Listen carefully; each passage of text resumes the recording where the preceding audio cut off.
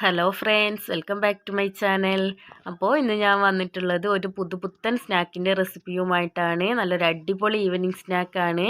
അപ്പോൾ നമ്മുടെ വീഡിയോ എല്ലാവരും സ്കിപ്പ് ചെയ്യാതെ കാണാൻ ശ്രമിക്കുക. ഇതുവരെ യൂട്യൂബിലൊന്നും ഞാൻ ഇതുപോലെ ഒരു സ്നാക്ക് കണ്ടിട്ടില്ല. അപ്പോൾ എല്ലാവരും ഒന്ന് ട്രൈ ചെയ്ത് നോക്കുക. അപ്പോൾ ഇതെങ്ങനെയാണ് തയ്യാറാക്കുന്നതെന്ന് നോക്കാം. അപ്പോൾ അതിനായിട്ട് ആദ്യം തന്നെ നമുക്ക് കുറച്ച് വലിയ ബൗൾ എടുക്കണം. നമുക്കിതെല്ലാം കൂടി ഒന്ന് കുഴച്ചെടുക്കാനുള്ളതാണ്. ഇനി ഇതിലേക്ക് 2 പൊട്ടാറ്റോ വേവിച്ചത് ഇട്ട് കൊടുക്കാം. കുറച്ച് ഉപ്പിട്ട് വേവിച്ച് കൊടുത്താണ്. നന്നായിട്ടൊന്ന് ഉടച്ചിട്ട് വേണം ചേർക്കാനായിട്ട്. ഇനി ഇതിലേക്ക് ചെറിയൊരു സവാള പൊടിയായിട്ട് കട്ട് ചെയ്ത് ചേർത്ത് കൊടുക്കുക. മീഡിയം സൈസിലുള്ളതാണെങ്കിൽ പകുതി മതി. ഇനി ഒരു പച്ചമുളക് ഇതുപോലെ വട്ടത്തിലരിഞ്ഞ് ചേർത്ത് കൊടുക്കുക. ഇനി നമുക്കിതിലേക്ക് ചേർക്കാനുള്ളത് കറിവേപ്പിലയാണ്. കറിവേപ്പില കുറച്ചധികം എടുത്തിട്ടുണ്ട്. അതും ചെറുതായിട്ട് കട്ട് ചെയ്ത് വേണം ചേർക്കാനായിട്ട്. ഇനി നമുക്കിതിലേക്ക് ചേർക്കാനുള്ളത് കുറച്ച് മല്ലിയിലയാണ്. ഇത് ഓപ്ഷനിലാണ്, വേണമെങ്കിൽ മാത്രം ചേർത്താൽ മതി, ചെറിയൊരു ഫ്ലേവറിന് വേണ്ടിയിട്ടാണ്. ഇനി ഇതിലേക്ക് കുറച്ച് റവ ചേർത്ത് കൊടുക്കുക. ഒരു 3 ടേബിൾ സ്പൂൺ റവ എടുത്തിട്ടുണ്ട്, വറുത്ത റവയാണ്. ഇനി നമുക്കിതിലേക്ക് ചേർക്കാനുള്ളത് അരിപ്പൊടിയാണ്. അരിപ്പൊടി 2 ടേബിൾ സ്പൂൺ അളവിലാണ് ചേർത്ത് കൊടുക്കുന്നത്. അപ്പോൾ നമ്മൾ സാധാരണ പത്തിരിക്കൊക്കെ എടുക്കുന്ന അരിപ്പൊടി തന്നെയാണ്. ഇനി നമുക്കിതിലേക്ക് മൈദാമാവ് ചേർത്ത് കൊടുക്കണം. അത് 2 ടേബിൾ സ്പൂണാണ് എടുത്തിട്ടുള്ളത്. അപ്പോൾ നമ്മൾ എടുക്കുന്ന ഉരുളക്കിഴങ്ങിൻ്റെ ഒക്കെ വലുപ്പത്തിനനുസരിച്ച് പൊടിയിലൊക്കെ വ്യത്യാസം വരും. അപ്പോൾ അതിനനുസരിച്ച് ഇട്ട് കൊടുക്കുക, കുഴച്ച് നോക്കിയിട്ട്. ഇനി 1/2 ടീസ്പൂൺ മുളക് പൊടിയോ 1/4 ടീസ്പൂൺ മഞ്ഞൾപ്പൊടി, അതുപോലെ തന്നെ 1/2 ടീസ്പൂൺ ഗരം മസാല പൊടി കൂടി ഇട്ട് കൊടുത്തിട്ടുണ്ട്. ഇനി നമുക്കിതിലേക്ക് ആവശ്യമായിട്ടുള്ള ഉപ്പ് ചേർത്ത് കൊടുക്കുക. ഉപ്പ് കുറച്ച് മതിയാവും, കാരണം നമ്മൾ ഉരുളക്കിഴങ്ങ് ഉപ്പിട്ടിട്ടാണ് വേവിച്ചിട്ടുള്ളത്. ഇനി ഇത് നന്നായിട്ടൊന്ന് മിക്സ് ചെയ്തെടുക്കുക. നന്നായിട്ടൊന്ന് കുഴച്ചെടുക്കണം. അല്പം പോലും വെള്ളം ചേർക്കരുത്. നമ്മളിട്ട ഉരുളക്കിഴങ്ങിൻ്റെയും സവാളയിലെയും വെള്ളം തന്നെ ഉണ്ടാവും ഇത് കുഴച്ചെടുക്കാനായിട്ട്. അപ്പോൾ ഇത് കൈവച്ച് നന്നായിട്ടൊന്ന് കുഴച്ചെടുക്കുക.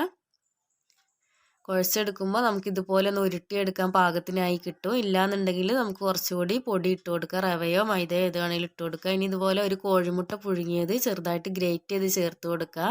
മിക്സിയിലൊന്നും അടിച്ചെടുക്കരുത്, കത്തി വെച്ച് ചെറുതായിട്ടൊന്ന് കട്ട് ചെയ്തെടുത്താൽ മതി. ഇനി ഇത് നന്നായിട്ടൊന്നുകൂടി മിക്സ് ചെയ്തെടുക്കാം. ഞാനിതാ ഇപ്പോൾ നന്നായിട്ടൊന്ന് കുഴച്ച് മാറ്റി വെച്ചിട്ടുണ്ട്. ഇനി നമുക്ക് കയ്യിൽ കുറച്ച് ഓയിൽ തടവി കൊടുത്തതിന് ശേഷം ഇതൊന്ന് ഷേപ്പ് ചെയ്തെടുക്കണം. നമുക്ക് ഇഷ്ടമുള്ള ഏത് ഷേപ്പിൽ വേണമെങ്കിലും ആക്കിയെടുക്കാം. ഞാനിപ്പോൾ ഇതാ ഉന്നക്കായയുടെ ഷേപ്പിലാണ് ആക്കിയെടുത്തിട്ടുള്ളത്.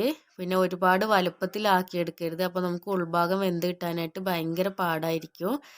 അതുപോലെ നമുക്ക് ഇഷ്ടപ്പെട്ട ഏത് ഷേപ്പ് വേണമെങ്കിലും ആക്കിയെടുക്കാം. കട്ട്ലേറ്റിൻ്റെ ഷേപ്പ് ഇഷ്ടമുള്ളവർക്ക് അങ്ങനെ ആക്കിയെടുക്കാം. ഇല്ലാന്നുണ്ടെങ്കിൽ ചെറിയ ചെറിയ ബോൾസ് ആക്കിയെടുക്കാം.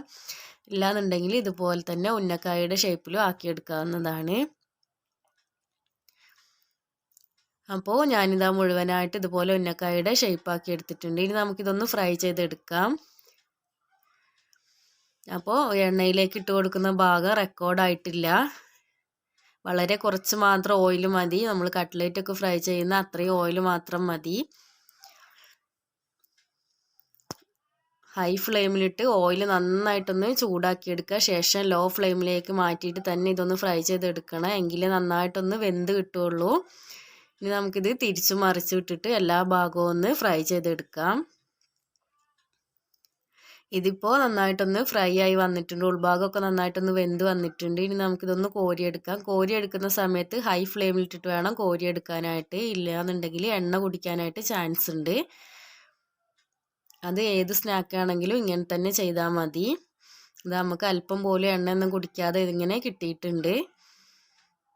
അപ്പോൾ വൈകുന്നേരങ്ങളിലൊക്കെ നമുക്ക് ചായക്ക് കഴിക്കാനായിട്ട് പറ്റിയ ഒരു അടിപൊളി സ്നാക്ക് തന്നെയാണ്. കുറച്ച് ടൊമാറ്റോ സോസും ഉണ്ടെങ്കിൽ നല്ല ടേസ്റ്റ് ആയിരിക്കും. ഇല്ലാന്നുണ്ടെങ്കിലും കഴിക്കാനായിട്ട് അടിപൊളി ടേസ്റ്റാണ്. ആ റവയുടെ ഒരു തരിയോ ഉരുളക്കിഴങ്ങിൻ്റെയും മുട്ടയുടെയും ഒക്കെ ടേസ്റ്റൊക്കെ വരുമ്പോൾ നല്ല അടിപൊളി ടേസ്റ്റായിട്ട് മാറിയിട്ടുണ്ട്.